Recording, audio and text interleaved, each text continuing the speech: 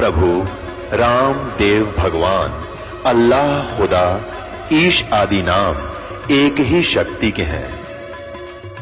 वो कैसा है, कहां है, कैसे मिलता है, किसने देखा है?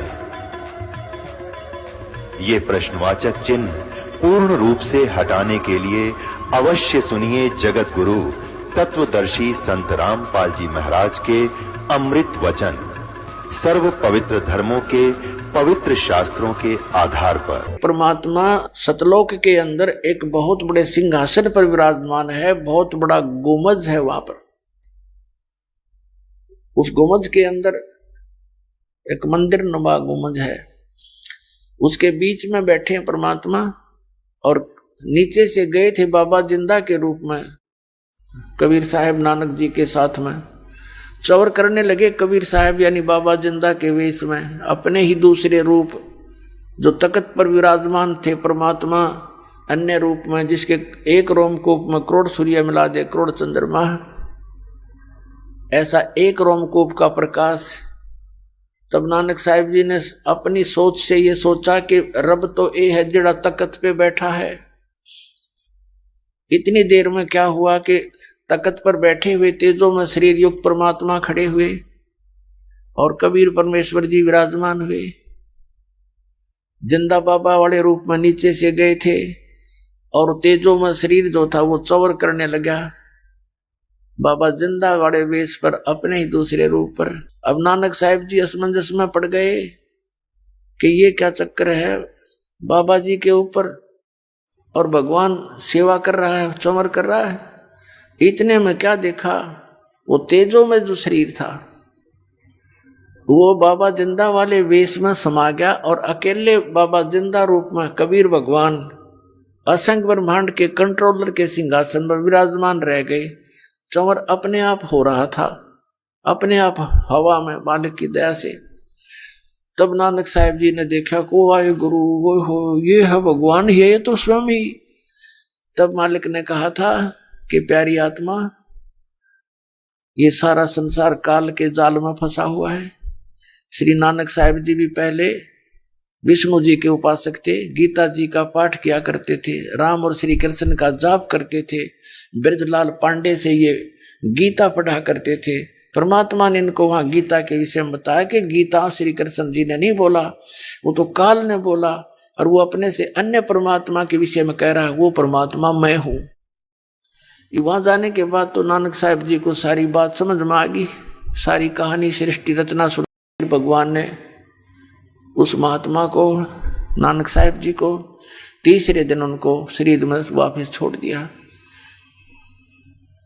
और साथ में ये भी कहा था कि ये सतनाम से मोक्ष होगा तेरा। कोई भी प्राणी है, सतनाम के बिना उसकी मुक्ति नहीं। कोटि नाम जहान में उनसे मुक्ति ना हो, और सार नाम मुक्ति का दाता हुआ को जाने ना कोई। तो नानक साहब जी से कहा था कि मैं काशी शहर के अंदर बनारस में वहां एक धानक रूप में रह रहा हूं, जुलाहे रूप में। आप वहां आना पृथ्वी पर, वहां तुझे सतनाम दूंगा। अब नानक साहिब जी को और सारी बात समझ में आ गई कति 100%, क्योंकि ब्रह्मा विष्णु महेश से मिलवाया उनको। ब्रह्मा विष्णु महेश से पूछा कि आपकी आयु कितनी है, उन्होंने बताई हमारी इतनी आयु है। उसके बाद हमारी मृत्यु होगी, कहाँ जाओगे, पता नहीं कहाँ जाएंगे। उसके बाद नानक साहिब जी गदगद हो गए, सचमुच हम तो डरे ढोरे थे। उनको फिर वापस छोड़ा, तीसरे दिन वापस आए। नौकरी करते थे एक नवाब के यहाँ, नौकरी त्याग दी और ऐसा ही वेशभूषा बना करके जिस रूप में परमात्मा मिले थे जिंदा महात्मा के रूप में, ऐसा ही चोला पैर के ऊपर, शरीर के ऊपर कपड़ा, और चल पड़े बनारस की तरफ। प्रथम उदासी माने संसार से विमुख होकर के, उदास होकर के परमात्मा की खोज और प्रचार के लिए वो चले। प्रथम उदासी उनकी बनारस की है। अब रास्ते में वो पूछते चले गए कि ये ज्ञान कहीं और भी किसी को है क्या नहीं। जो भी कोई साधु संत डेरा मिलता वहां जाकर के प्रश्न करते थे कि ब्रह्मा विष्णु महेश के माता पिता कौन है। सभी कह देते थे ये तो अजरो अमर हैं, इनके कोई माता पिता नहीं है। नानक साहब जी आगे तुर जाते थे, आगे चल पड़ते कि नहीं इनके खक नहीं पता इनको। ऐसे चलते चलते कहाँ पहुंचे, रामानंद जी के पास, ब्राह्मण के पास, कि उससे बात करूं, उससे भी चर्चा करूं। रामानंद बहुत पहुंचे हुए महापुरुष माने जाते थे बनारस के अंदर, काशी के अंदर, और वो भी कबीर परमेश्वर ने उनको भी सेट कर रखा था, पहले ही उनके साथ वार्ता हुई थी। वो भी श्री कृष्ण राम के पुजारी थे और शंकर भगवान के पुजारी थे, और विष्णु से ऊपर किसी को नहीं मानते थे। उनको भी सचखंड ले जाकर वापस छोड़ा था। कबीर साहब कहते हैं, जो देखेगा मेरे धाम को सो जानेगा मुझ, गरीबदास तो से को सुन गायत्री गुज, कि मुझे जो सतलोक में देख लेगा वो तो मैंने मान लेगा यम गॉड, अन्यथा कोई नहीं माने, क्योंकि जुलाए रूप में भगवान बैठा कौन माने। हम तो उन्हें तो भगवान मान लिया जिनके हाथ में त्रिशूल हो, सुदर्शन चक्कर हो या गदा ले रखी हो, क्यों डरते माना उन्हें तो। अब बिना ज्ञान के ऐसी हमारी स्थिति थी। तो जब नानक साहब जी ने जाकर के रामानंद जी को छेड़ा, ज्ञान चर्चा के लिए कहा कि बताओ ब्रह्मा विष्णु महेश के माता पिता कौन है, तब श्री रामानंद जी ने कहा कि महात्मा जी, इसी ब्रह्म में फिरूं था जिस ब्रह्म आप फिर रहे हो। मुझे मालूम नहीं था इस बारे में, लेकिन अब मुझे ज्ञान हो गया कि इनके माता पिता हैं। इनकी सही जानकारी अगर आपको चाहिए तो मेरे गुरु समझो या मेरे शिष्य समझो, क्योंकि उन्होंने मुझे प्रतिज्ञा दिला रखी है कि आप मुझे अपना शिष्य बनाए रखो, अन्यथा वो सारी सृष्टि के गुरु हैं, जगत गुरु हैं। और कबीर नाम के वो जुल्हा धानक वर्ण के अंदर आए हुए हैं, वो स्वयं परमात्मा है। अब नानक साहब जी ने कहा कि मुझे एक बार उनके दर्शन कराओ, मैं बात करूंगा उनसे। रामानंद जी ने अपना एक सेवक भेज दिया। मालिक को तो पता था वो प्यारी आत्मा आ रही है, रुक नहीं सकते इस ज्ञान से, जख्मी होने के बाद प्राणी घायल हो जाता है। नानक साहब जी पहुंचे जहां पर परमात्मा खड्डी में बैठ गए और कपड़ा बुन रहे थे। अब नानक साहब ने जाकर देखा कि ये परमात्मा तो सचमुच वही थे जो बेई नदी पर मिले मुकू और सचखंड लेकर गए सारी सृष्टि के रचनहार, ये यहां भी आ गए। तब कहा था, फाई सूरत मुल्क की वेश, ए ठगवाड़ा ठगी देश, खरा सियाणा बहुता बार, ये धानक रूप रहा करता। सभी आसपास के जुल्हे आकर इकट्ठे हो गए। एक पंजाब देश का पंजाबी आकर इस नीरू के पुत्र को भगवान बता रहा है। सभी हंस रहे हैं उंगलियां दे देकर मुख में कि इसको क्या पता, ये तो जुल्हा है, इसको भगवान बता रहा है। लेकिन जिसने भगवान को देख रखा वो कैसे माने उन भोली आत्माओं की जिनको पता नहीं, वो लाल की पहचान जोरी कर सकता है। फिर नानक साहब जी ने कहा है, ये 24 पृष्ठ श्री गुरु ग्रंथ साहिब में महिला पहला की वाणी है कि एक सवान दोई सवानी नाल भौके भलकाई सदा बिहाल, ये कूड़ छुरा मुठा मुर्दार, ये धानक रूप रहा करतार। तेरा एक नाम तारे संसार में एहो आस एहो आधार, ये धानक रूप रहा करतार। नानक साहब जी कह रहे हैं, तेरा एक नाम वो सतनाम तारे संसार, पूरे संसार को पार कर दे, और मैं भी उसी आस में उसी आधार से आपके पास आया हूं। और फाई सूरत मुल्क की वेश, ए ठगवाड़ा ठगी देश, खरा सियाणा बहुता बार, ये धानक रूप रहा करतार। वहां नानक साहब जी कह रहे हैं कि इसको तुम एक जुल्हा मत समझो, ये बहुत भार है, बहुत वजनदार है, इसमें बहुत कीमत है इसकी। ये ठगवाड़ा ठगी देश, ये सबको जो है ना धोखा दिए बैठा है, ये खुद परमात्मा है। लेकिन कौन माने? एक जौहरी, एक इतने से 100 ग्राम 200 ग्राम के कंचे को, और कोई कहे ये 2 करोड़ का है, किसको यकीन हुआ? सोने बिना देखो ये नए फूक एक तरफ। और जो उसको परख लेता है कि सचमुच ये लाल है, वो कहेगा ला मुझे दे, और लोग छुपा के भाग लेगा, कोई देख ना ले। तो ये वो तो लाल के पारखू बनाए परमात्मा ने पहले उन महापुरुषों को जो भगवान को पहचान सके। फिर उनका 771 पृष्ठ पर वाणी दर्ज है महिला पहला की नानक साहिब जी ने कहा कि नीच जात परदेसी मेरा छे नावे तल जावे और जाकी संगत नानक रेंदा कैसे मोढ़ा पावे। तो पुण्यात्माओं, इन महापुरुषों ने जो स्थिति बताई भगवान को देखकर वो साकार बताई, ऐसे ही वो परमात्मा लीला करता है। इसी प्रकार वो परमात्मा अपनी लीला के आधार से अपने स्वभाव अनुसार सभी महापुरुषों को मिलते हैं। जैसे ऋग्वेद मंडल नंबर 9 और सूक्त नंबर 1 मंत्र 8-9 में, ऋग्वेद मंडल नंबर 9 सूक्त 86 के मंत्र 26 और 27 में, ऋग्वेद मंडल नंबर 9 सूक्त 82 के 1, 2, 3 में, ऋग्वेद मंडल नंबर 9 सूक्त 96 के 16 से 20 में, ऋग्वेद मंडल नंबर 9 सूक्त 20 मंत्र 1 में, और भी अनेकों स्थानों पर ऋग्वेद मंडल नंबर 9 सूक्त 94 के मंत्र 1 में यह स्पष्ट किया है कि वो परमात्मा सतलोक में रहता है, ऊपर तीसरे मुक्ति धाम में, और वहां से गति करके यानी स्वयं चलकर आता है। बहुत स्पीडते अत्यंत गतिशील पदार्थ के समान चलकर आता है, जैसे विद्युत या बिजली गिरती है, और वो बिजली किसी धातु विशेष पर ही गिरती है, आम अड़ंगे पर नहीं गिरती। तो ऐसे ही वो परमात्मा उन पुण्यात्माओं को ही पर अट्रैक्ट होता है, आकर्षित होता है, उनको ज्ञान से परिपूर्ण करने के लिए, उपदेश देने के लिए आता है। वो किन किन महापुरुषों से मिले, ये लीला उस परमात्मा की वेदों में वर्णित है। वो ऐसी क्रिया करता है, और जब वो परमात्मा 3 प्रकार से पूरे विश्व को संभाल रहा है, 3 स्थिति में। एक स्थिति में सतलोक में रहते हैं, जिस सतलोक में साकार रूप में मनुष्य दृश्य है, उनके एक रोमकूप में करोड़ सूर्य मिला दे करोड़ चंद्रमा, इतना एक रोमकूप का प्रकाश है। और वहां मुक्त हुए प्राणियों का, मुक्त हुई आत्माओं का शरीर 16 सूर्य जैसा तेजों में है।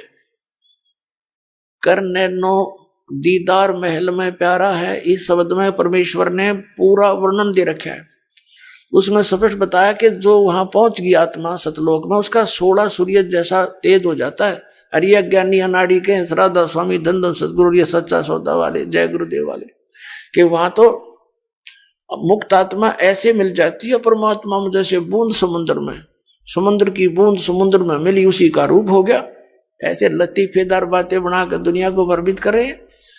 और उसमें उसी शब्द में लिखा है कि 16 सूर्य जैसा तेज में शरीर होता है जीवात्मा जो वहां मुक्त होकर चली गई। और परमात्मा का शरीर का तेज और अत्यधिक है, उसके एक रोमकूप में करोड़ सूर्य मिला दे करोड़ चंद्रमा, इतना तेज है।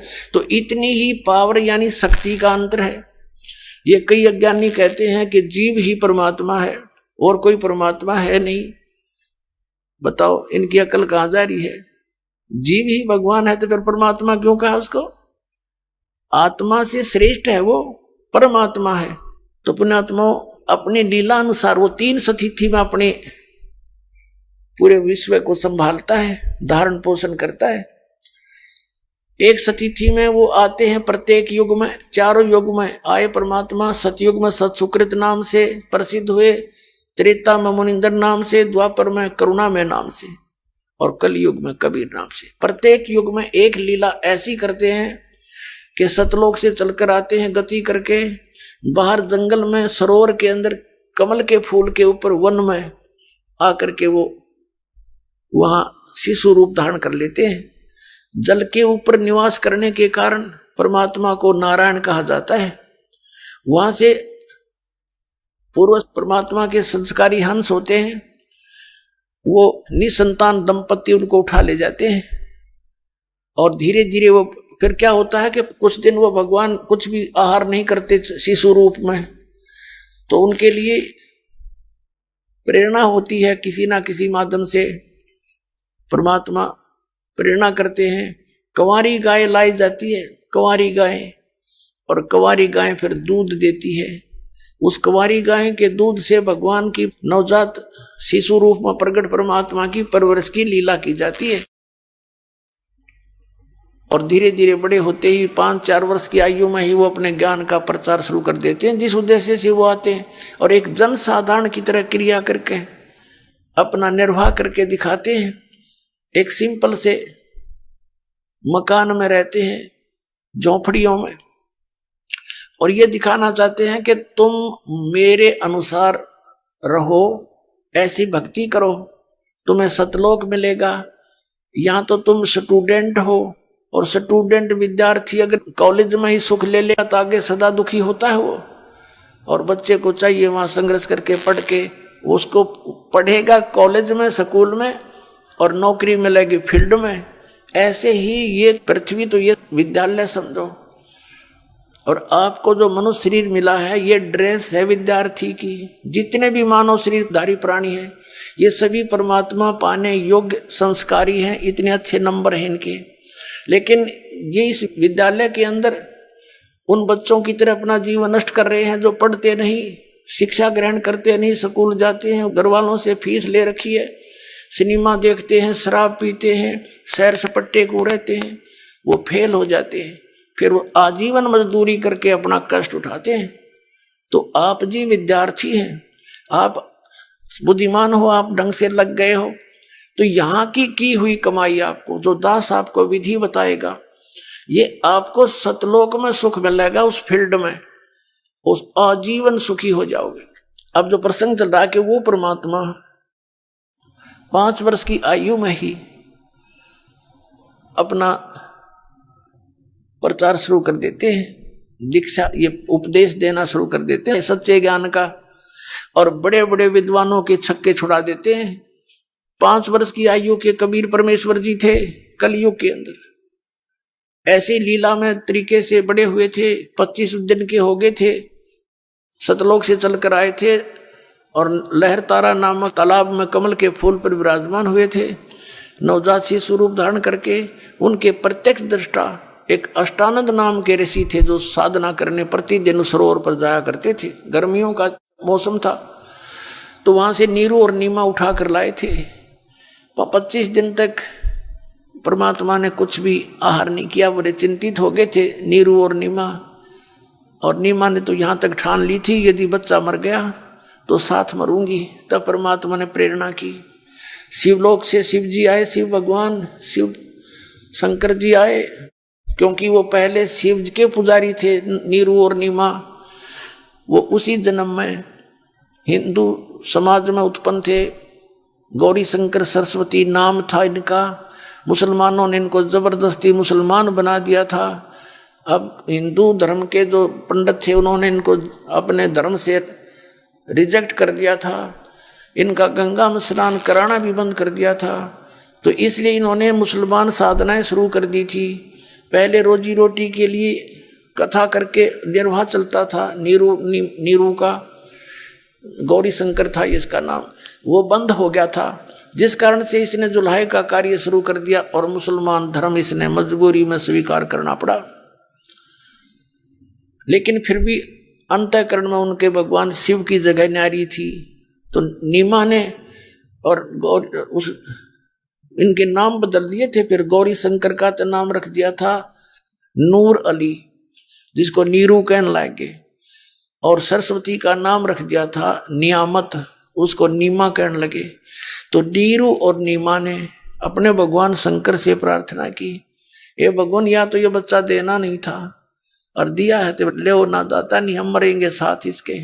तब भगवान बैठे थे बच्चे रूप में, उनके घर पर आए हुए थे। प्रेरणा की शंकर जी के मन में कि कौन दुखी है तेरा भक्त।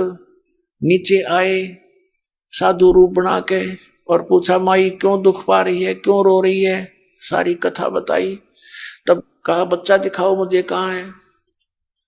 तो नीमा लाई बच्चे को उठा करके और चाहा साधु के चरणों में डाल दूं, जान बख्शीश हो जावे इसकी। जो ही बच्चे को चरणों में डालना चाहा शिव जी के, तो परमात्मा हवा में उड़ गए कबीर साहब बच्चे, और शंकर जी के सिर के पैर लला करके हवा में ऐसे स्थिर हो गए बगैर किसी सपोर्ट के। शंकर भगवान ने फिर ऐसे किया, उनकी गोद में आ गए। तब कबीर परमात्मा ने 7 बार वचन कहे उसको कि ऐसे ऐसे कर शंकर जी, अब शंकर भगवान जान के कोई सिद्ध पुरुष है, पहचान वो भी नहीं सके, ही इज गॉड। सोचा ये कोई सिद्ध पुरुष है और कहा कि जाओ एक गाय कहो, इनको कुंवारी गाय मंगाओ, उसके ऊपर आप आशीर्वाद दे दो शंकर जी, और वो दूध देगी, उसको पीऊंगा मैं। अब शंकर भगवान ने ऐसा ही कहा। नीरू एक बछिया ले आया, जाके संग बैल नीला का, यानी कंवारी अनटच्ड, उस गाय के ऊपर शंकर भगवान ने हाथ रख दिया, आशीर्वाद भरा, लंबे लंबे सतन हो गए। एक कोरा बर्तन मंगाया गया था कुम्हार के घर से, छोटा सा मटका घड़ा, वो नीचे रख दिया साफ करके, तो वो भरने के बाद अपने आप दूध सतन से बंद हो गया। फिर प्रतिदिन ऐसे ही वो कंवारी गाय दूध देने लगी। परमात्मा शिशु रूपधारी कबीर परमेश्वर सतपुरुष पीने लगे। तो ये वेदों में भी प्रमाण है पुण्यात्माओं, ये ना सोचना कि दास घर की बना के कहे है। वेदों में तो अभी देखा हमने 4-5 वर्ष से 6 वर्ष से, और पहले पवित्र कबीर सागर के अंदर लिखा 600 वर्ष पहले कि उन्होंने ऐसी लीला की थी, और फिर आदरणीय गरीबदास जी को मिले तब भी उन्होंने ऐसी ही लीला की थी। और वेद बताते हैं परमात्मा ऐसी लीला करता है। तो ऐसी लीला आज तक किसी भी गॉड ने नहीं करी, किसी भी जिसको हम परमात्मा मानते थे उनकी ये लीलाएं नहीं है जो वेदों और सदग्रंथों से मेल खाती हो। तो इससे हमें ये पहचान हो गई कि कबीर इज गॉड। अब हम अपने प्रसंग पर आते हैं कि ये परमात्मा वो हैं, ये साकार हैं, सतलोक में सारी सृष्टि है, एज इट इज है, जैसे यहाँ पर है, उसकी नकल है यहाँ पर। यहाँ तो सारी नकली माल है, डुप्लीकेट, नासवान, अस्थायी, और वहाँ पर ऐसी ही सृष्टि है, ऐसी आपका परिवार है, लेकिन वहाँ स्थायी। अब देखो यहाँ तो आपकी मृत्यु होएगी, डेफिनेट है, ये तो कोई ये भी नहीं कह सकता नहीं मरूं। बाकी ये आइडिया ला रहे हैं कभी नहीं मरेंगे, वो आपकी अपनी सोच है, लेकिन यहाँ पल की एक क्षण का किसी का भरोसा नहीं, कब के बिजली गिर जाए। तो ये सोच करके जिसको आप अपना मानते हो कि ये कार मेरी है, कोठी मेरी है, बेटा मेरा है, बेटी मेरी है, तो ये आपकी अपने जीव सत्र की सोच है या सच्चाई नहीं है। आपकी ईव मृत्यु हो जा, आपके कहां से हो गए?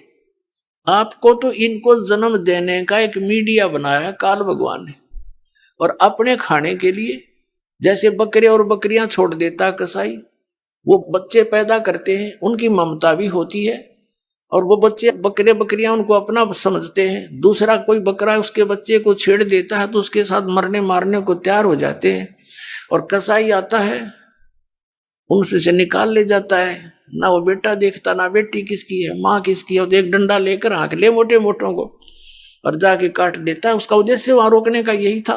तो यही दिशा परमात्मा ने बताई, यही दशा आप जी के साथ इस काल ने करवा रखी है। तो ये सोचो कि हम इन बच्चों से दूर भी नहीं हो सकते, होना भी नहीं, इसलिए परमात्मा ने बताया कि तुम अपने परिवार में रहकर जब आपको ज्ञान हो जाए क्या कि सचमुच हम काल में फंसे हुए हैं, तो अपने बच्चों को भी बचाओ, जो तुम अपना मानते हो, रिश्तेदार भाई बहन को हर संभव कोशिश करो उनको इस मार्ग पर लगाने की, तो वो भी सेफ है। इस भक्ति करने वाले के पास काल निकट नहीं आ सकता। मर्यादा में रहोगे तो उसका कोई अटैक आप पर नहीं हो सकता, ये गारंटी देता है दास भगवान की ओर से, ये सत्कर मान लेना।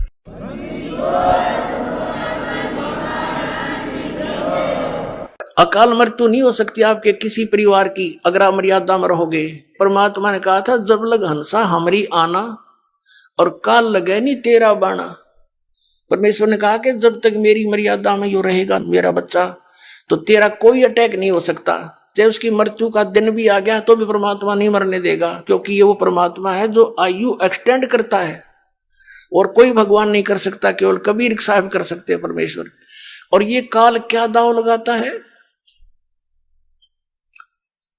ये सबसे पहले आपका नाम खंडित करवाता है, चाहे किसी तरह करवाना पड़े, और नाम खंडित होने के बाद फिर परमात्मा की पावर से आप डिस्कनेक्ट हो जाते हो, परमात्मा का संरक्षण नहीं रहता आपके ऊपर, तो वहां फिर आप पर यू काल चोट मार देता है। मर्यादा आपको बता दी गई है, इस पुस्तक के अंदर भी हमने ज्ञान गंगा में भी लिखी है, और वैसे भी जो यहाँ फॉर्म आपका रजिस्ट्रेशन फॉर्म होता है नाम लेने वाला, उसके भी बैक में खूब लिखी है। और एक दूसरे भक्तों से भी पूछ लिया करो, वह मर्यादा ठीक रखो। आपके घर में सुख, शरीर में सुख, और आपकी आयु, आप जितना जीवन चाहोगे उतना ले लेना मालिक से, पर भक्ति के लिए लेना। केवल भक्ति के लिए मांगोगे तो मिलेगा, यहाँ की बकवादों के लिए मांगोगे तो नहीं मिलेगा। यानी भक्ति मीन के कल्याण हो मालिक मेरा इसी जीवन में, भक्ति करूं और मोक्ष प्राप्त करूं, मेरी भक्ति अधूरी ना रह जा, इसलिए जीवन यातना आप कर सकते हो तो मिलेगी आपको। अब प्रसंग चल रहा है कि जैसे आदरणीय नानक साहिब जी को परमात्मा बेई नदी पर बाबा जिंदा के रूप में मिले थे, वो कबीर साहिब थे, काशी वाले धानक थे, जुलाहे थे। अब सन 1398 से लेकर सन 1518 तक वो परमात्मा सतपुरुष, जिसे अकाल मूर्त भी कहते हैं, शब्द स्वरूपी राम भी उसी को कहते हैं, परम अक्षर ब्रह्म भी उसी की उपाधि है, वो काशी के अंदर एक जनसाधारण जुलाहे का कार्य करते रहे और एक दिन में हजारों जगह प्रकट होकर के अपना ज्ञान प्रचार भी करते रहे, जिस कारण से उस परमेश्वर के 64 लाख शिष्य हुए थे, हिंदू और मुसलमान दोनों धर्मों के। पुण्यात्माओं, आज से 550 वर्ष पहले, 600 वर्ष पहले ना कोई लाउड स्पीकर था, ना कोई मीडिया था, ना कोई चैनल टीवी था, और एक जुलाहा और काशी में एक गृहस्थी दिखाई दे, गृहस्थी नहीं थे दाता, उनके 2 बच्चे थे जो उन्होंने किसी कंडीशन पे, किसी उद्देश्य से और उनको जीवित किया था, जो मर चुके थे। घर वालों ने अंतिम संस्कार उनका कर दिया था। फिर वो बच्चे 12-13 साल की आयु का शरीर था, वो फिर मालिक ने अपने पास अपने बच्चों की तरह रखे थे। उनके कोई माता पिता नहीं थे, लेकिन नीरू नीमा उनको जंगल से उठाकर लेकर आई थी, तालाब से, इसलिए वो संसार की रीति से उनको माता पिता कहा करते थे। तो ऐसी लीला एक सिंपल मैन और उसके 64 लाख से इतनी सुख दिए मालिक ने उन बच्चों को, क्योंकि वो हमारे पिता हैं। हम यहाँ दुखी हैं, ना तो ये ब्रह्म हमारे कर्म को चेंज कर सकता, क्योंकि पाप कर्म के कारण हम दुखी हैं, और पुण्य से हमें सुख प्राप्त है। तो पुण्य तो है तो कोई दिक्कत नहीं, नो प्रॉब्लम, सुख है तरह आरो, लेकिन दुख में दुखी हो जाते हैं हम। लेकिन उसको ना तो ब्रह्मा जी ठीक कर सकते, ना विष्णु जी, ना शिव जी, क्योंकि ये प्रारब्ध में कोई परिवर्तन नहीं कर सकते।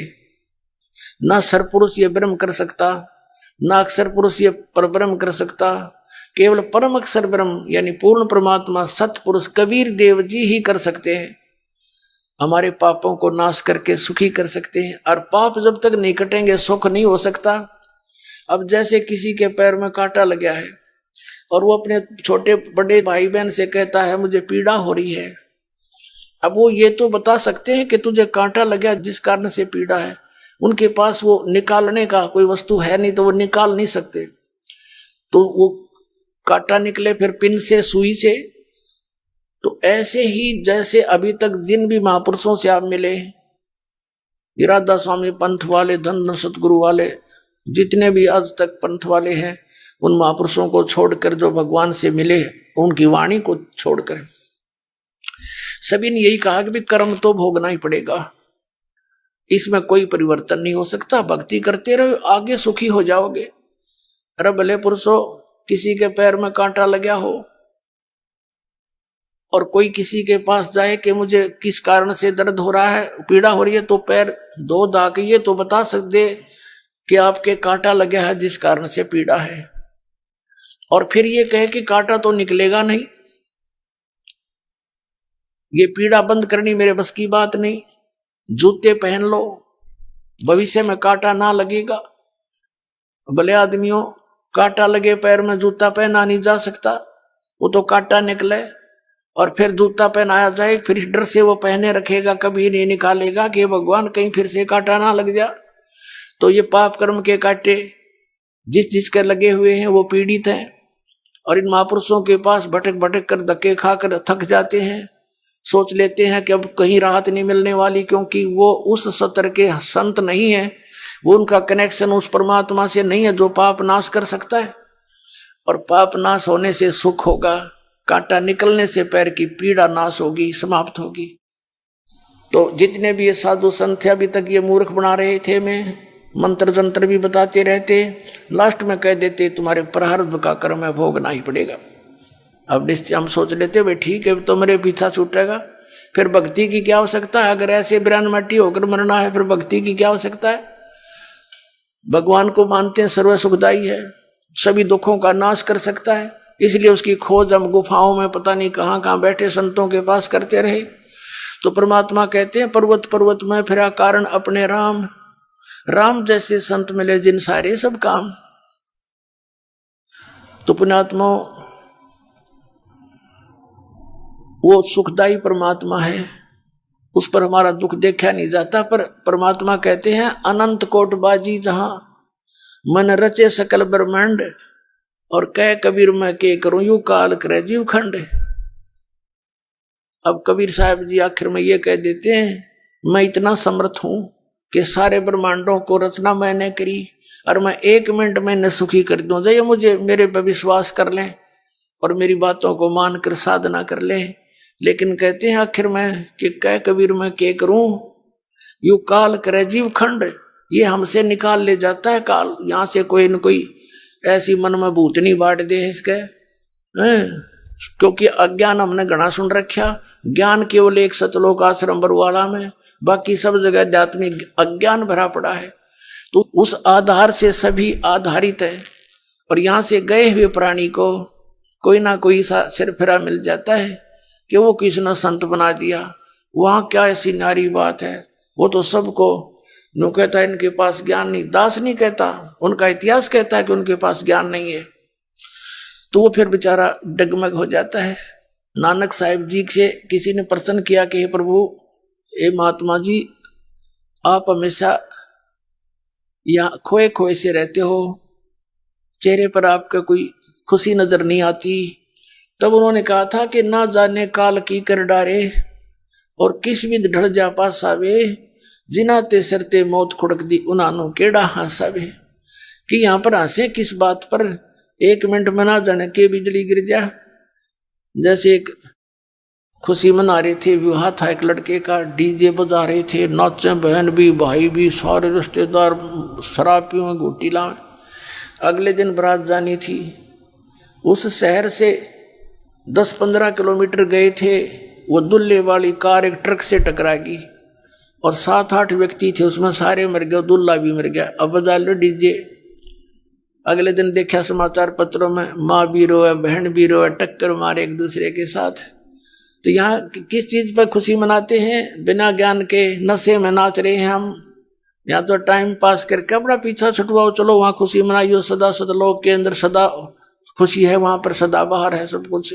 फिर पूछा कि हे भगवान, हे महात्मा जी, क्या आप सदा ऐसे ही रहते हो या कोई अवसर आपका खुशी का भी आता है? तब उन्होंने कहा कि साध मिले साढ़े शादी होंगी, विछड़ जा दिलगीरी वे, अख दे नानक सुनो जहाना मुश्किल हाल फकीरी वे।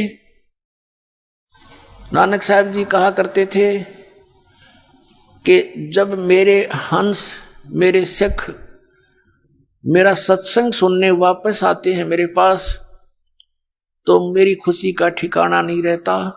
और जब यहां से ये जाते हैं, बिछुड़ते हैं मेरे से, मुझे इस बात की चिंता सताने लगती है कि हे भगवान, हे परमात्मा, इन प्यारी आत्माओं को कोई सिरफिरा काल का दूत भ्रमित ना कर दे, क्योंकि ये फकीरी या भक्ति बड़ी कठिन हो गई है। एक संत एक समय में सच्ची कहने वाला एक होता है, झूठ बोलने वाले असंख्य होते हैं।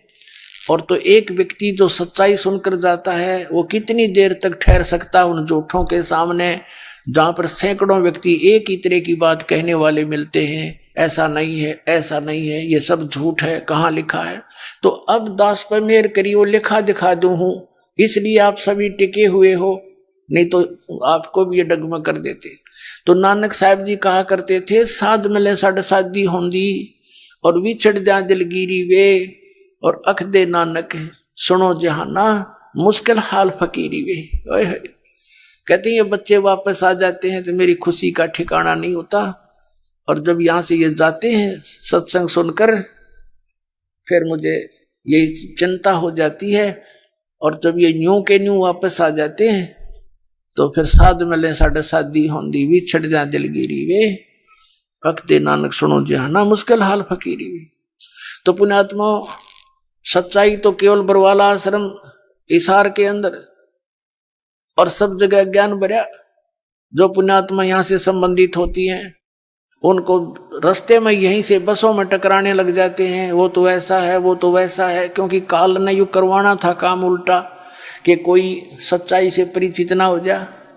ये भी काल के दूत इनको पुण्यात्माओं को लग रहे हैं ऐसे रोकने कि उनका सत्संग भी नहीं सुनना रामपाल का, उसकी किताब भी नहीं पढ़ना। रतरा गजब यो ऐसा पाप के भागी हो रहे तुम। लेकिन अब इनकी एक नहीं चले, परमात्मा ने कह रखा है कि पूरा विश्व एक होगा, पूरे विश्व में ये ज्ञान कबीर परमात्मा का फैलेगा, एक ही भगवान रहेगा कबीर जी, एक ही ज्ञान रहेगा ये तत्व ज्ञान, और सब ज्ञान नाश हो जाएंगे।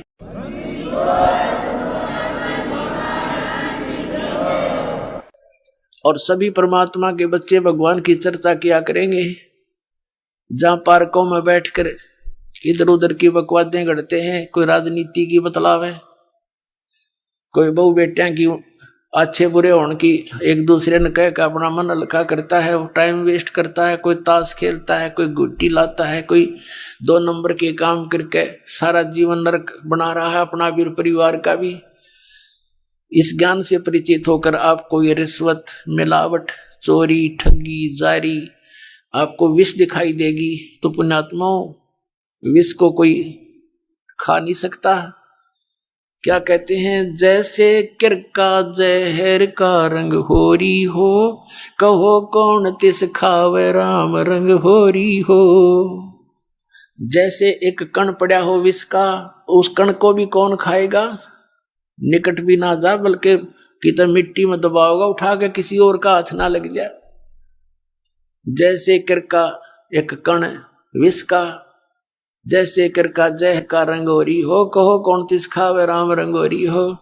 तो ऐसे जो हमें पाप दायक कोई भी कार्य होगा वो विष दिखाई देगा, हम नहीं करेंगे उसको। हम पैसा नहीं लेंगे किसी से रिश्वत, क्योंकि वो हमारे लिए जबरदस्त बाहर बन जाता है। आप देखते हो जिसने किसी से रिश्वत ली या कोई और कारण से पैसा ऐंठा, अगले जन्म में बैल बने और मंडी के अंदर वो आदमी तो आदमी बने और वो बनेगा बैल। मंडी में एक अकेला जोड़ा जाता है एक बग्गी के अंदर, और इतना ऊंचा बोरी भरकर उसका ऊपर बैठ कर लठ मारे। वो रिश्वत लेने वाला अधिकारी अब बैल बनकर लठ खा रहा है उस धनी के, वो सारे पूरे करेगा। तो पुण्यात्माओं इस प्रकार हमने इस तत्व ज्ञान को समझना है। फिर क्या, हम अपने प्रसंग पर आते हैं कि उस समय परमात्मा कबीर साहब जी एक ही दिन में हजारों जगह प्रकट हो जाते थे, अपनी प्यारी आत्माओं को ज्ञान सुनाते थे, आशीर्वाद देते थे। आशीर्वाद से उनके दुख दूर होने लग गए, तो उनको बड़ी खुशी हुई और परमात्मा के साथ चिपकने लग गए अपने वो बच्चे। तो 64 लाख शिष्य कबीर भगवान के शिष्य हो गए थे, तो आज से 600 वर्ष पहले। तो पुण्यात्माओं वो सिंपल मैन नहीं था, वो सिंपल संत नहीं था, वो संत रूप में स्वयं परमात्मा थे। अब जो दास आपको बताना चाह रहा है कि वो परमात्मा कौन है, कैसा है, कहाँ रहता है और कैसे मिलता है, इस दास के सत्संग का यही उद्देश्य है कि परमात्मा की सतिथि से आपको पूर्ण परिचित कराऊं और वो मार्ग बताऊं जिससे भगवान मिला करते हैं, वो सतनाम आपको दूं जिस पर अभी तक बैन लगा हुआ था। इस सतनाम को परमात्मा ने आदरणीय धर्मदास जी को दिया, लेकिन आगे देने से मना कर दिया। इसी सतनाम को परमात्मा ने आदरणीय मुल्कदास जी को दिया, लेकिन आगे बताने से मना कर दिया। इसी सतनाम को परमात्मा ने कबीर साहब ने आदरणीय नानक साहब जी को दिया, लेकिन आगे बताने से मना कर दिया। इसी सतनाम को आदरणीय दादू साहब को दिया, आदरणीय गरीबदास साहब जी को दिया, आदरणीय गीसा दास साहब जी को दिया, लेकिन इनको सख्त हिदायत दे दी थी कि अभी इस सतनाम को किसी को दान ना करना, देना नहीं, लेकिन लिख देना अपनी अमृतवाणी में, अपनी एफिडेविट बना जाना। इस पिछली पीढ़ी के लिए सबको बना कर दिया था कि 2 अक्षर का सतनाम अभी डिस्क्लोज ना करना, ये काल के दूतों का हाथ लग गया तो मेरे बच्चे इससे वंचित रह जाएंगे।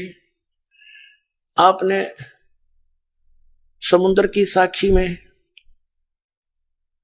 आदरणीय नानक साहब जी की एक अलौकिक घटना पढ़ी, कई बार पढ़ाई आपको, कि मर्दाना और बालाजी ने प्रार्थना की नानक साहब जी से कि हमें लंका दिखाओ, समुद्र तो हमने देखा है भगवान। तो नानक साहब जी ने कहा कि तुम समुद्र के ऊपर मेरे साथ चलो, लेकिन वाहेगुरु वाहेगुरु करते रहो। तो उन्होंने ऐसा ही किया, समुद्र पर चल पड़े जैसे थल पर चलते हैं, और वाहेगुरु वाहेगुरु कर रहे हैं। कौन? मर्दाना और बालाजी। नानक साहब जी उस 2 अक्षर के नाम का जाप कर रहे हैं। अब मर्दाना ने देखा कि गुरुजी तो 2 अक्षर का नाम जाप कर रहे हैं, सतनाम। तो मर्दाना ने भी वही जाप शुरू कर दिया। उसी समय समुद्र में डूबने लगा। नानक साहब जी ने देखा तो और कहा कि मर्दाना, गुरु की करनी की तरफ नहीं देखना चाहिए, वचन का पालन कर। तो फिर वही मंत्र जाप कर इसको त्याग दे। मर्दाना ने फिर वो वाहेगुरु शुरू कर दिया। तो मर्दाना फिर उसी स्थिति में आ गया, जल पर उसी तरह थल की तरह चलने लगा। अब पुण्यात्माओं, स्वयं नानक साहब जी तो वो सतनाम का जाप कर रहे हैं 2 अक्षर का, लेकिन इसे इसको मना कर दिया, खबरदार इसको जाप किया तो तेरी दुर्गति हो जाएगी। किस लिए? कि यदि ये नाम आज डिस्क्लोज कर दिया, इस पिछली पीढ़ी के अंदर ये काल के दूत राधा स्वामी, धन धन सतगुरु, सच्चा सौदा, सिरसा, जगमालाड़ी और जय गुरुदेव पंथ, जनोद वाला पंथ, ये सारे काल के प्रलय पंथ है, भ्रमित है ये संत पंथ सभी श्रद्धालु, और इनके हाथ लग जाता है सतनाम।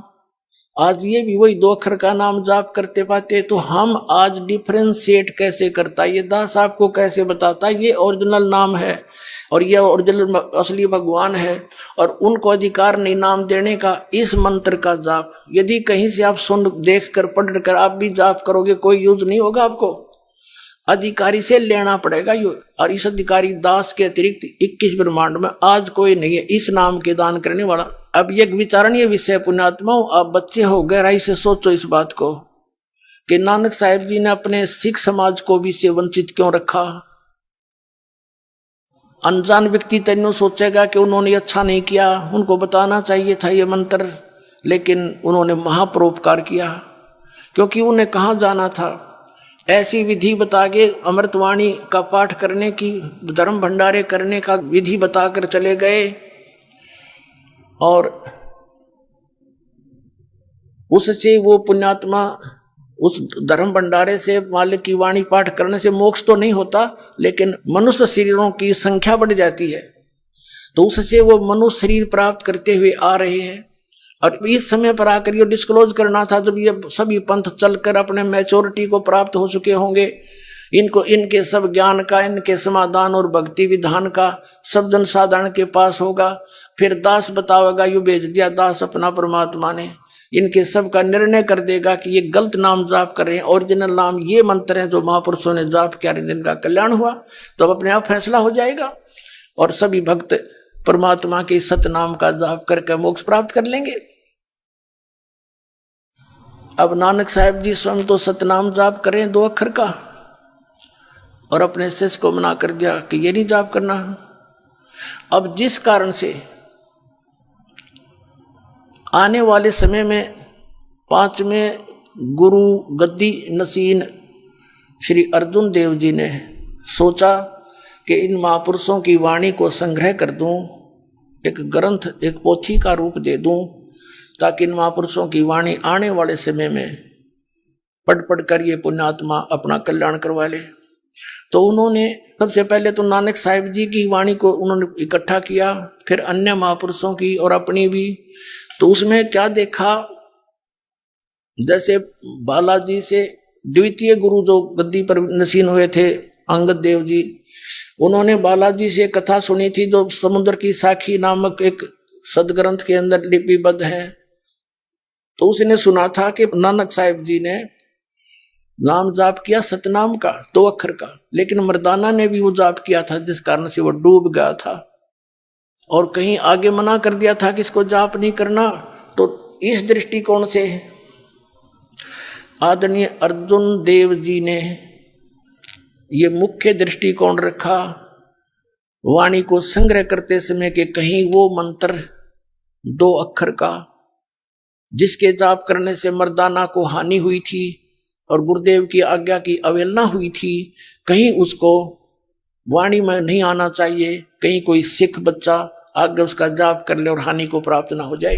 ये दृष्टिकोण करके नानक साहिब जी की वाणी और अपनी सबकी वाणी उसमें संग्रह करके गुरु ग्रंथ साहिब का नाम दिया गया। एक प्रसंग आता है प्राण संगति के अंदर, लेखक ने लिखा है कि सिंगल द्वीप का एक राजा था शिवनाभ। उसके पास अधिकतर वो बहुत सेवक था। नानक साहिब जी वहाँ रहे थे लास्ट के दिनों में, सतलोक जाने से पहले। उन्होंने एक प्राण संगली नामक ग्रंथ लिखा था। उसमें लिखा है उनके लेखक ने कि प्राण संगली को नानक साहिब जी ने शिवनाभ राजा से ये कहकर सुरक्षित रखने के लिए कहा था कि ये मेरी देह है।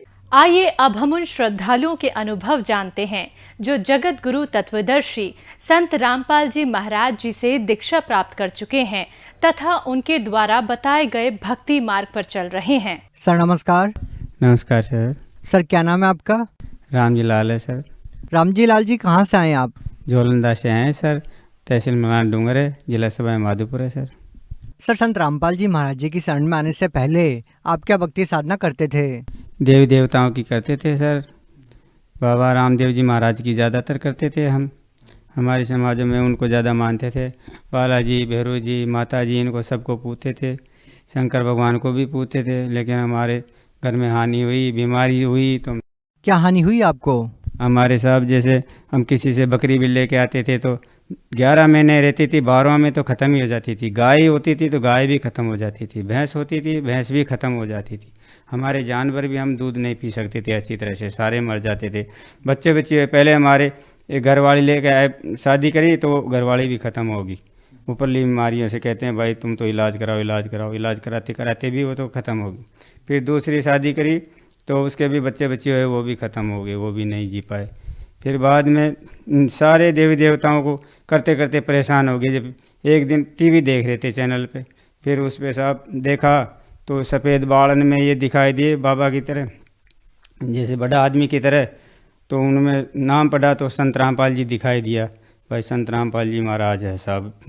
तो उनको देखते देखते उनके इंटरव्यू में आते हैं, बाद में आते हैं, वो सत्संग के बाद में आते हैं। उनकी भाइयों की बात सुनी मैंने, तो उसमें ये हो कि भाई कोई किसी के रीढ़ की हड्डी टूट जाती है उसमें अच्छे का होता है, उसमें भी फ़ायदा है। किसी को ऊपर बीमारी होती है तो उसमें भी फ़ायदा होता है। हाथ पैर टूट जाते हैं उसमें भी फ़ायदा। मैंने सोचा मेरी घरवाले से तो भाई मगर अपने भी चलते हैं वहाँ और अपने भी फ़ायदा हो जाएगा। तो परेशान हो गए, फिर हम उधर गए। सर क्या आपने अपनी भूत प्रेत की बाधा के समाधान के लिए कोई गुरु भी बनाया था? गुरु बनाया था साहब। पहले हमने पहला गुरु तो बनाया भजनानंद जी महाराज जी थे 2001 में। उनका भी बहुत नाम दाम लिया, फिर भी कुछ भी पार नहीं पड़ी साहब। उन्होंने ओम नाम दिया था, खूब भक्ति कर ली, कोई भी फ़ायदा नहीं हुआ साहब। उसके बाद में मेरे घरवाली क्या नाम से वो कहती है कि मैं उधर चले जाती हूँ, सतपाल जी महाराज के वहाँ नाम ले लेती हूँ। मैंने कहा भाई तू उधर ले ले, मैं तो उससे भी मना नहीं किया। फिर मैं धन सतगुरु जी के चले गया, मैं उधर कर रहा था, उधर भी कोई फ़ायदा नहीं हुआ हमारे। फिर हमको तो वो चैनल देखा संत रामपाल जी महाराज का, और उसमें हमने ये बीमारियों को देखा, तो फिर हम उधर चले गए। हमारे पास पैसा भी नहीं था, हमारे पास सारे पैसा भी ख़त्म हो गया, कर्जा और हो गया, हमारे 5-7 लाख रुपए का कर्जा भी हो गया, और इतना पास में था वो भी पूरा खर्च हो गया, कुछ भी नहीं बचा।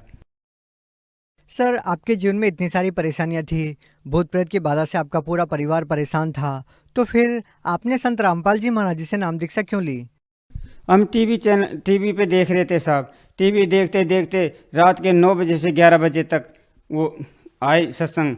तो सत्संग में देखा तो संत रामपाल जी महाराज का था, उसमें कोई बता रहे थे पीछे जो आते हैं वो सत्संग के बाद में, तो कहा हमारी ये बीमारी है वो ख़त्म होगी। तो हमको तो ये फ़ायदा मिला कि भाई इसमें सारा फ़ायदा मिल रहा है, पैसा भी नहीं लग रहा है। तो मैंने कहा वहाँ चलो। तो उसमें से हमने एड्रेस लिया, कागज़ में उतारा और एड्रेस लेकर के हम तो उधर बात किया। तो हमको तो देखो बात करने नहीं आती थी। उधर भगत भाई थे, वो सत साहब कह के बोलते थे, हम तो भूल गया सत साहब को। तो हम कहते भाई साहब हमारी ये बीमारी है, ये बीमारी है। फिर ऐसे हम चले गए। उन्होंने बोला आप आ जाओ। बरवाड़ा में वहाँ संत रामपाल जी महाराज का आश्रम था। और हमको तो वो रेलवे स्टेशन पे गया, वहाँ जाते ही गाड़ियाँ मिली बहुत सारी और कहते भाई आ जाओ आ जाओ, संत रामपाल जी महाराज के चलने वाले सब आ जाओ। जो छोटी छोटी कारें भी थी, बड़ी बस भी थी, तो बहुत ही आदमी भरे रेलवे स्टेशन से। हमसे तो कोई पैसा ही नहीं लिया, वहाँ आश्रम पे ले जाके छोड़ दिया। मैंने सोचा भाई पैसे लेंगे, 1 भी रुपया नहीं लिया। हम तो उतर गए। तो हमारे घरवाले भी थे, मैं भी था। शुरुआत में हम दोनों ही गए थे साहब। तो अरे एक गांव में से था पास में, उसके भी कोई कैंसर की बीमारी हो रही थी, तो वो भी चले गए घरवाले को लेके उसके साथ में। तो 4 जीव गए थे हम। तो 4 जीव वहाँ चले गए। जाते हैं वहाँ के भाई चेक करने लगे तो हमारे तो हमसे जो 2-3 दिन में आएंगे। बीड़ी पीता था, हमारे घरवाले भी बीड़ी पीती थी। तो 4-4 5-5 बंडल और माचिया धर लेगी। तो वहाँ जा कर के बाहर ढोल रखा था, लेन लगा दी आदमियों के अलग और औरतों के अलग। तो हमारा तो सामान जेबा सब चेक करी। बोले ये सारी बीड़ी माची यहाँ निकाल दो, जो चलम है जो तम्बाकू पीते हैं सब बाहर निकालो और इसमें डाल दो। तो हमने सोचा थोड़ा बहुत तो छुपा लेते हैं, बैग में रख लिया और बाहर की तो हमने डाल दी। तो बैग भी आगे जाके चेक किया तो उनका भी निकाल करके उनको भी सबको डाल दिया। कुछ भी नहीं सोडा साहब हमारे पास। तो हमने सोचा अब क्या पियेंगे भाई। अंदर गया तो बोले भाई तुम्हारा फार्म भरवाओ। फार्म भरवाया। मैंने कहा साहब हमारे तो ऐसे ऐसे बीमारी है। तो बोले सब मिट जाएगी, बीमारी की चिंता मत करो, ये नाम तो आपको अच्छी मुक्ति पाने के लिए दिया जाता है। फिर वहाँ देखा साहब, वहाँ ताव भाव देखा तो आश्रम में अंदर देखा तो बहुत भक्त भाई, वे बहनेर सारे भाई सब थे, बहुत थे। तो ऐसा तो हमने कभी वो आश्रम भी नहीं देखा, जिंदगी में पहली बार देखा। बड़े बड़े खम्मर ऊंचे पे चादर थे।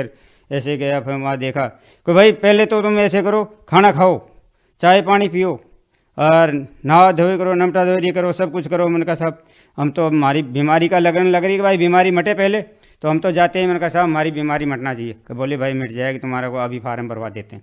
खाना वाना खाया, नया धोया और वहाँ गए साहब। जा करके उनको नाम का फार्म भी आ रहा था ना, वो लेकर बैठा दिया कि भाई यहाँ नाम लो। जब से हमने संत रामपाल जी महाराज फिर वो दीक्षा ली ना साहब, दीक्षा लेने के बाद में मेरे को ये पता नहीं चला गया, जब से भी मेरे को कोई वो बीमारी का एहसास नहीं हुआ। परमात्मा की मर्जी हुई, हमको तो मालूम नहीं था भाई परमात्मा ही स्वयं आए हुए हैं धरती के ऊपर। हम तो वैसे ही साधारण कोई संत है वैसे इन और महात्मा साधुओं की तरह। तो वहाँ गए तो साहब नाम लेते ही हमारे तो वो बीमारी का ये पता नहीं चला किधर गई वो बीमारी, आज तक भी हमको मालूम नहीं है।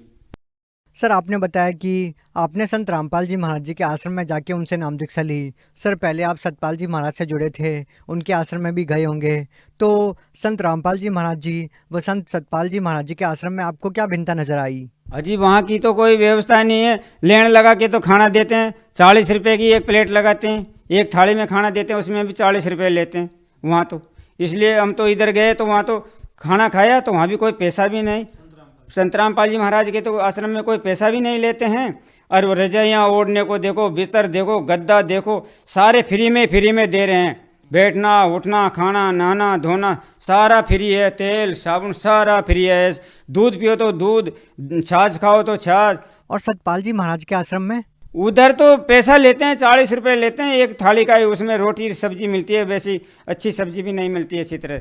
क्या करें उधर तो फिर हम तो परेशान हो गए सारे छोड़ करके। और वो गुरुजी का जब सत्संग देखा ना, सत्संग देखते ही संत रामपाल जी महाराज की शरण में जाते ही सारी बीमारी खत्म हो गई हमारे तो सबकी। हमारी एक बच्ची थी छोटी, उसके बैठा नहीं रह जाता था, सारे डॉक्टर मना कर दिया, बोले भाई इसका तो कोई इलाज ही नहीं होगा, इसके तो बीमारी और है, अगर इसका इलाज हो जाए ना डॉक्टर कर दे कोई भी तो। और यहाँ हमारे सवाई माधोपुर में थे, वो डॉक्टर मना कर दिया, बोले कहीं भी ले जाओ, दिल्ली बम्बई कहीं भी चले जाओ, आपका कोई इलाज नहीं होगा इसका। फिर एक पीर बाबा का स्थान था, वहाँ गए तो उस पर भी कुछ भी नहीं हुआ। हम कोटा चले गए, कोई बोले भाई कोटा जाओ पीर बाबा के, वहाँ बोले अब्बास मलदारा बाबा महल, अब्बास मलदारा मौला अली शहजादी जन्म शहजादी सकीना बीबी फातिमा मेहंदी कुआड़ी उनका स्थान है, और वहाँ पे चूल जलती, होली को 8 दिन रहे, वहाँ भी कोई फ़ायदा नहीं हुआ हमारा, तो वहाँ से भी आ गए सब। क्या संत रामपाल जी महाराज जी के आश्रम में जाने के बाद आपकी बेटी को भी आराम मिला?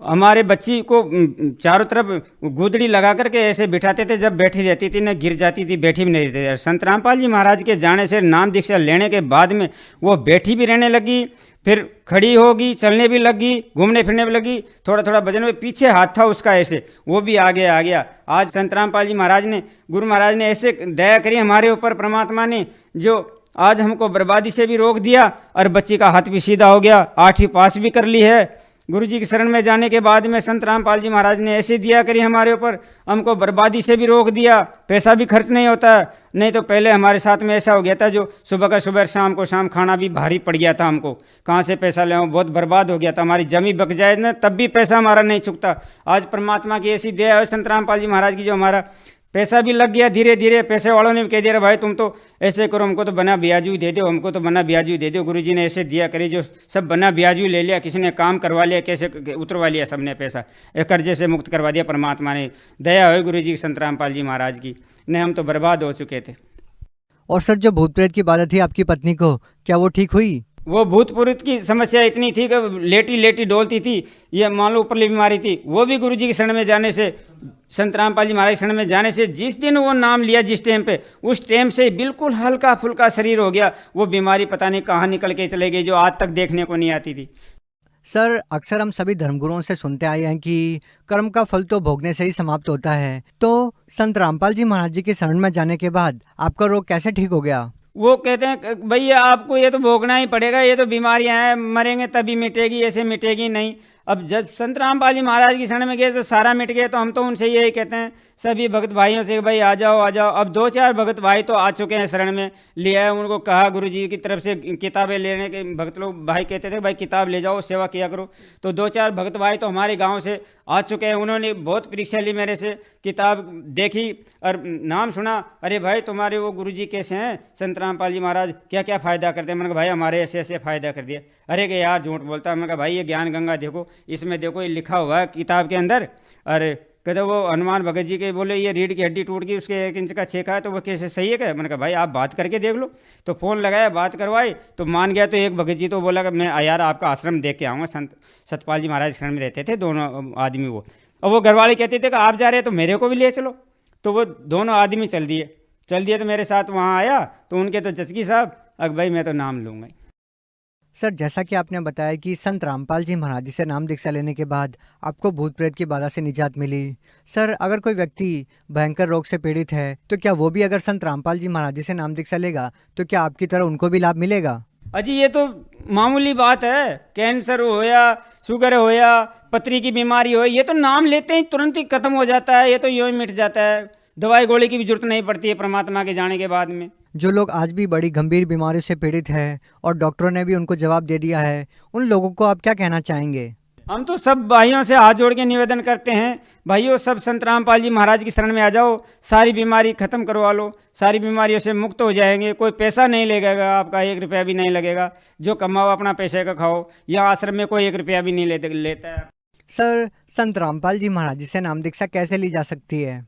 संत रामपाल जी महाराज से नाम दीक्षा जब नीचे टीवी में पीली पट्टी आती है, शाम को 7:30 से 8:30 बजे तक 1 घंटा डेली आता है सत्संग, तो उसको देख करके और उसमें नंबर उतार करके वहाँ फ़ोन करके और वहाँ चले जाओ और वहाँ नाम दीक्षा ले सकते हैं। बहुत बहुत धन्यवाद। सत साहिब।